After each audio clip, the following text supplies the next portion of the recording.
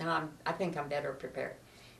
83 years ago, this year, when Bill was 5 and I was 4, in 1923, we met Uncle Holme and Auntie Holme for the first time. I don't remember my parents taking us out there. They actually decided that they would like to take us out to this farm when they went on their holidays. And I guess it was a business arrangement. However, it turned out to be otherwise. I don't remember going to the farm at all. I just remember being there. But I do remember many, many times going along that dirt road in the Democrat when we went to town on Saturdays to take in the food, the butter and the eggs and the chickens for sale. And while we were there, of course, we would shop for the next week's supply. And when you shop for the next week's supply, you shopped for the next week's supply. There was no going to a corner store if you forgot the milk. So we would drive along that road, and the house was on the crest of a hill. And I think what I would do is give you the lay of the land so you can have a picture of where things were. Across the street from the road and the front of the house was the farm land that my uncle farmed. And you can see the picture of the wheat growing. Seems to be a storm in the background there, brewing. And another picture further on, it shows the stooks during harvest time. So there's the field with the stooks.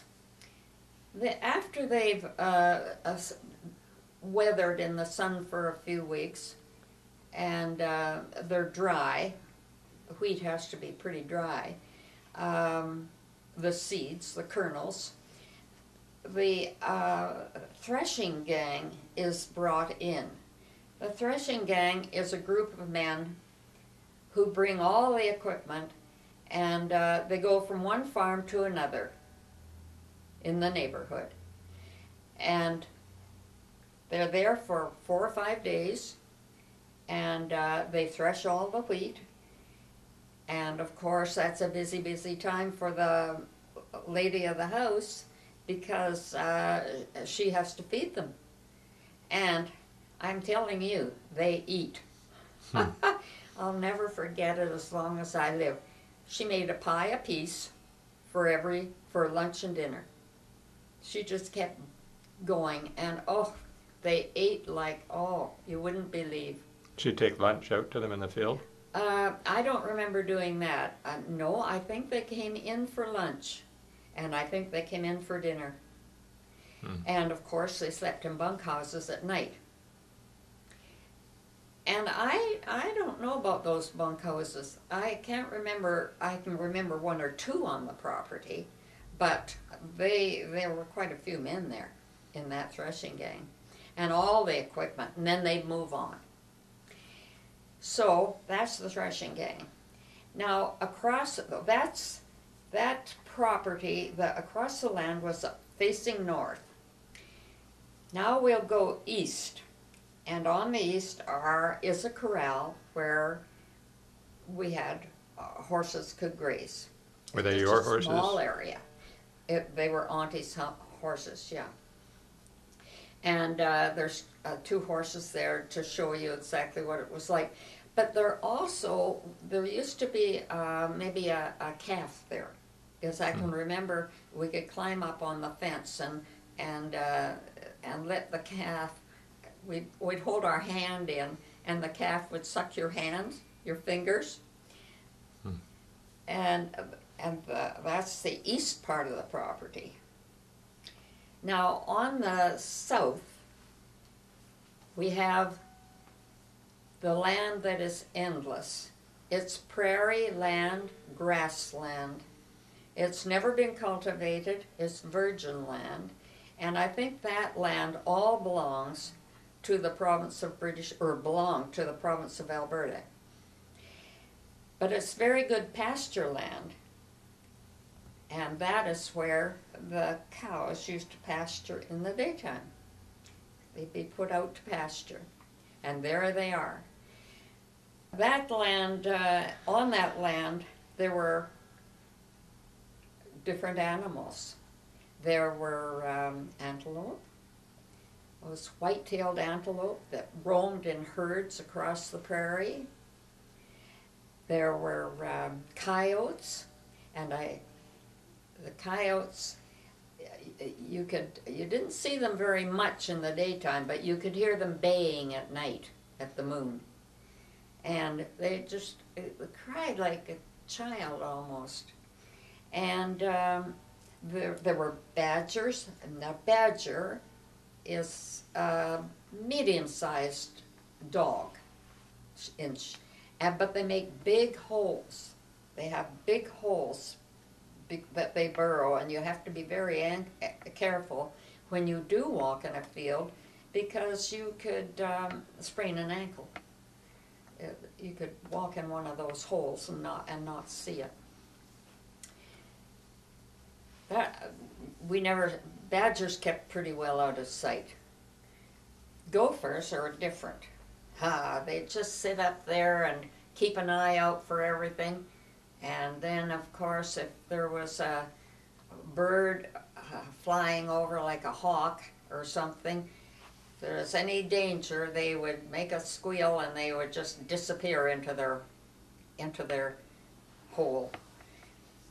And there's another picture, that's a very good picture of a gopher. Gophers are now referred to as prairie dogs, but when we were young, they were always called gophers. And gophers, there was a bounty on gophers, and if you could catch a gopher, you were supposed to kill it, but if you could catch it and get its tail off, you could get a nickel for it. People who were really smart could get that bit of tail, and they could split it and make two tails, so they could get a dime. But the boys used to do that. In the early evening, around 5:30 or 6 o'clock, my uncle would be bringing the horses up and unharnessing them, and they would drink at the trough and be put in the barn and given hay. Meanwhile, Auntie and I would go down into the field where the cows were grazing, and we would bring them home. You never rush a cow. Absolutely not. It will interfere with the production of milk. So you have to walk slowly at their pace and just mosey along and bring them in. And when you get up to the farm, they're not very far out. They graze right around, and they don't spread out. They tend to stay together, so that when you go down, you don't have to round them up. You maybe have the dog with you, and you just walk behind them, and up they come. They're ready for their a drink, really, I think. And so you bring them up, and they can drink at the trough, and then you put them in the barn. Then, of course, it's dinner time. And Uncle's ready, and we're ready, and we have a nice big meal at the dining room table in the kitchen in the house. And that is a bit of relaxing time for my uncle. He